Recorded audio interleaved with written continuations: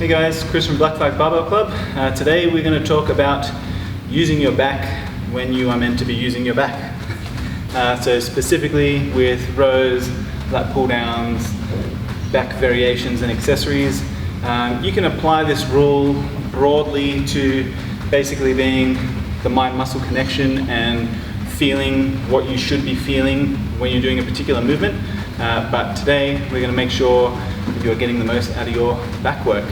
So we're going to be doing seated rows and lat pull downs because those are probably the easiest to demonstrate this concept with. And we're also going to be using straps. For this sort of thing, something like a Versa grip would be really good. I think it's called a Versa grip. It's like a little hook grip. It's a wrist strap attachment. I don't have one of those, so I'm going to use these figure 8 straps because they're very easy to put on, and then you can just hook this bit through the side of the attachment that you're using, easy on and off. You could use like a wraparound wrap, but it'd be a bit finicky, and for the purpose of this video I can't be bothered dealing with it. So we're going to talk about making sure you feel your back doing the work. What this ultimately boils down to is don't overuse your arms. Yeah? So it sounds really weird, but you don't want to pull from here, you want to pull from your back. Yeah? Same, but different. So we'll set up the camera from the side most likely and show you what I mean. I'm going to set up and do one here, and if it looks okay, we'll keep it. If it doesn't, I will edit it out. But all we're trying to do is initiate with the back. Yeah? If you can initiate the pull from the back, you will continue to pull from your back in most cases. So don't initiate from here, we want to initiate from here.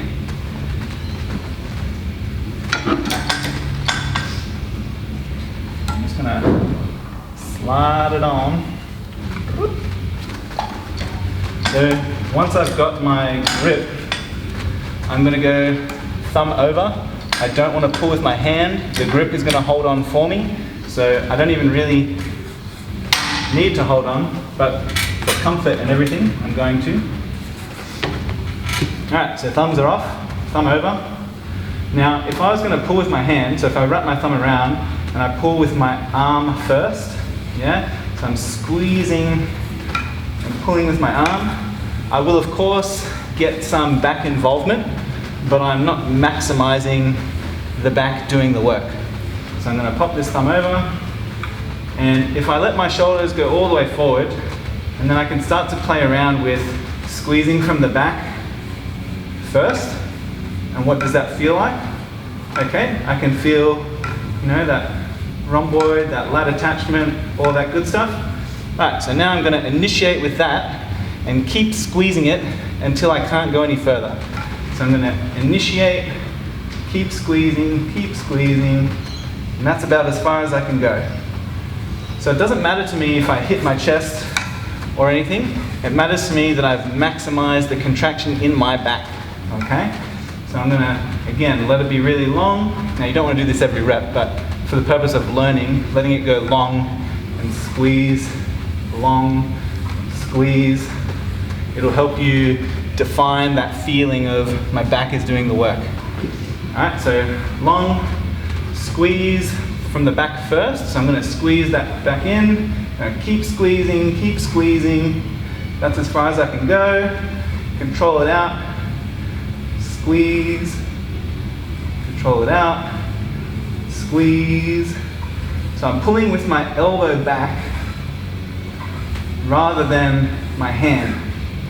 And you get like just this nasty little back pump from the contraction because your back is doing the work. I would turn around, but I'm stuck. So if I want to get out, I've just got to finagle off, so I don't have to attach this every time. But making sure that your back is doing the work will get you so much more out of the hypertrophy, like building muscle in your back, because you're not going to just be doing the momentum based stuff where everything everything is helping, like this and this and this, everything's doing it. You just want your back doing it. That's the whole reason you're doing the row in the first place, for your back to do the work, for your back to get stronger. And you'll be surprised how weak you are if you just use your back and not just like use everything. But that is the first step to being stronger with your back and building a bigger, stronger back that will help your big lifts, your squats. I'm slippery because I'm sweaty. Your squats, your deadlifts, your bench, all that stuff, a big back will help with. So make sure you're not cheating your back work by using your arms and really muscling through just for the sake of clicking it all the way down to the end of the stack. Ultimately, it's not going to help you, so make sure you're getting the most out of it. Now, similar thing, if we hook this over the lat pull down, we're going to practice the exact same way. We're going to let it go really long. We're going to suck it in from the shoulder a few times, and then once you're comfortable with that, you're going to suck it in from the shoulder and then keep squeezing. Again, you're not going maximum range till it touches you if you can't. So you might find with the lats that it only goes to here, your lats are fully contracted. All right, we go back up. That's all the lats can do. Going further than that will compromise what the lat is actually doing. But let's move the camera, I'll show you what I mean. All right, so exact same process. I've got this on already, so the figure eight is already on my hand. Really easy, you just loop it on, grab the other one, loop it on, and then set your hands, again, thumb over. So once I'm set up, get in position. All right, so arms are nice and long. So if I had short stacked arms, yeah, I want to let them pull me out. I'm going to, again, practice that feeling of initiating from my back rather than pulling in with my arms. I want to initiate that pull with my back. So I'm going to set my lats, relax. Set my lats, relax. Set my lats, relax. Once you've done that a few times, you get the feeling, you're going to set it and then keep squeezing from the elbow down. Okay, so I'm not pulling with my hand, I'm squeezing my back, I'm squeezing my elbow to my sides. I'm going to set it up, set it in, I'm going to squeeze, feeling that lat, let it up. I'm not going to let it all the way out, squeeze, let it up,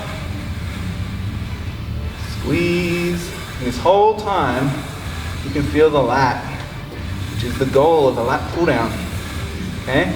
So I'm not going to the point where if I go too low and my back has to kind of, see how the elbows duck out here? That takes the pressure off my lat, which isn't what I want.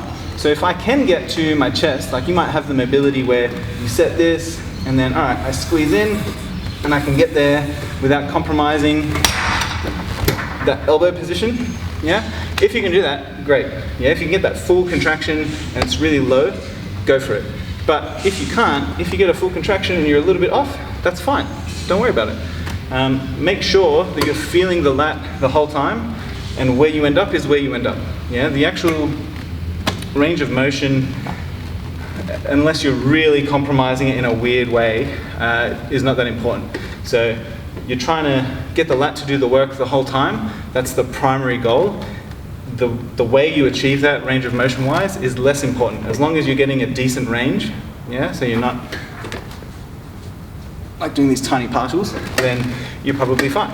Yeah? So we want to feel the lat, we want to feel the back doing the work when we do our back accessory work. That's the whole point. As I said, if you are used to pulling with your arms, you'll probably be a lot weaker.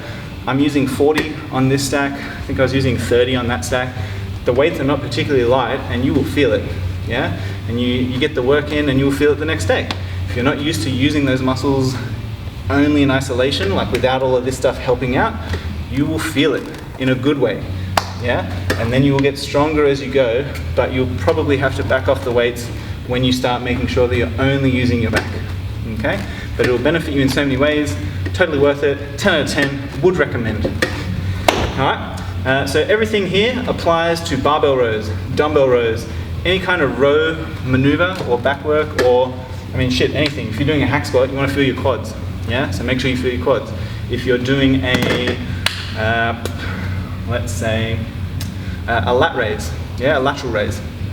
You want to feel your shoulder, not your trap. So if you start to feel your trap, what are you doing wrong or different that is making the trap do the work instead of your shoulder? If you're doing curls, you want to feel the biceps. If your forearms are blowing up and you're not feeling your biceps, what are you doing? What can you change to make the bicep the thing that is doing the work?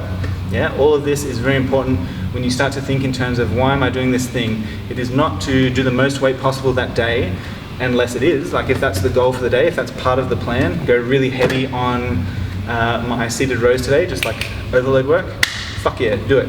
But for the most part, the meat and potatoes is you want the muscles that you're targeting doing the work without anything else hopping in. Otherwise, you'd be doing a big heavy compound like a squat, a deadlift, a bench, overhead press, whatever it is, something that isn't a bit more isolation focused, yeah? If your goal is to build the muscle, make sure that muscle is doing the work and that you can feel it, okay? Any questions, let us know. If you'd like to see something in a future video, let us know. Comment below, send us an email, whatever works for you, and we will see you next time. Yeah, motherfuckers better know.